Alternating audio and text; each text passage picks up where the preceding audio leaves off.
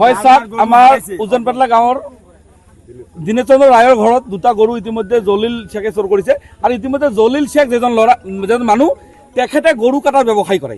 তেওঁ আচলতে কাষতে এখন আমাৰ মন্দিৰ আছে, এই মন্দিৰখনৰ কাষতে তেওঁ সদায় গৰু কাটাৰ বিজনেছ কৰি থাকে আৰু তেওঁলোকে পুলিচক ভয় নকৰে।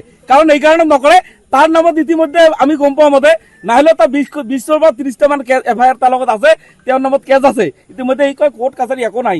গতিকে আজি আমাৰ এটা দুখীয়া মানুহ, আমাৰ ক'ত আপুনি এটা দুখীয়া মানুহ এই হাল মাৰি কিবাকে চলি থাকে, হাল বিক্ৰী কৰে, মানুহ ঘৰে ঘৰে হাল মাৰে। এইজন মানুহৰ আজি দুটা গৰু তেওঁ লৈ গৈ কাটি কেনে মানে বিক্ৰী কৰি মাংস বেলেগত বিক্ৰী কৰি দিলে। গতিকে আমি আপোনালোকৰ চেনেলৰ মাধ্যমে অসমৰ মাননীয় মুখ্যমন্ত্ৰী তেওঁক অনুৰোধ জনাব বিচাৰিছো যে অতি সোনকালে এই জলিল নামৰ এজন এই ধুবুৰী জিলাৰ আমাৰ উজনপাটলা গাঁৱৰ যিজন জলিলক আজি অচি চাৰে ধৰিছে তেওঁক ইনকাউণ্টাৰ কৰিব লাগে বুলি আমি অনুৰোধ জনাইছো। আৰু ধুবুৰী প্ৰশাসনক আমি অনুৰোধ জনাওঁ তেওঁক জেলৰ হাতত পঠাব, আকৌ কালি পৰহিৰ ভিতৰত জামিনত আহি যাব, আকৌ চুৰি কৰিব। আমাৰ এই অঞ্চলত আজি চাওক, আজি আপোনালোকে কেমেৰা দেখাবলৈ এই চাচা এজন আমাৰ মুছলিম মানুহ, তেওঁৰ গৰু এটা চুৰি হৈছে, এওঁৰ গৰু চুৰিছে, ইয়াত যিমান মানুহ আছে গৰু চুৰিছে।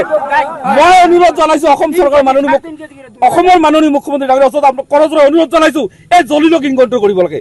আমি মামাক অনুৰোধ জনাইছো অতি সোনকালে জলিলক জেলত পঢ়ি লাভ নাই, তাক ইনকাউণ্টাৰ কৰক। তেওঁ গৰু কটা বিজনেছ কৰে, এখন মন্দিৰৰ হ'ল আমাৰ য'ত নেকি শ্ৰীকৃষ্ণৰ এখন মন্দিৰ আছে, আজি বিস্কুৰা গাঁৱত এখন মন্দিৰ আছে, এই মন্দিৰৰ কাষতে তাৰ ঘৰত গ'লে ইতিমধ্যে চাব গৰু কাটি কাটি মাংস বাইকেৰে বিক্ৰী কৰি থাকে, যিটো সময়ত ইমান কঠোৰ প্ৰশাসনৰ মাজতো এই কামটো কৰি আছে।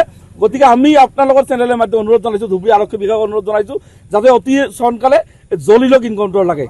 যদি নোৱাৰে ৰাইজক দিয়ক, আমাক গতাই দিয়ক, প্ৰশাসনে আমাক গতাই দিয়ক, আমি বিচাৰ কৰিম।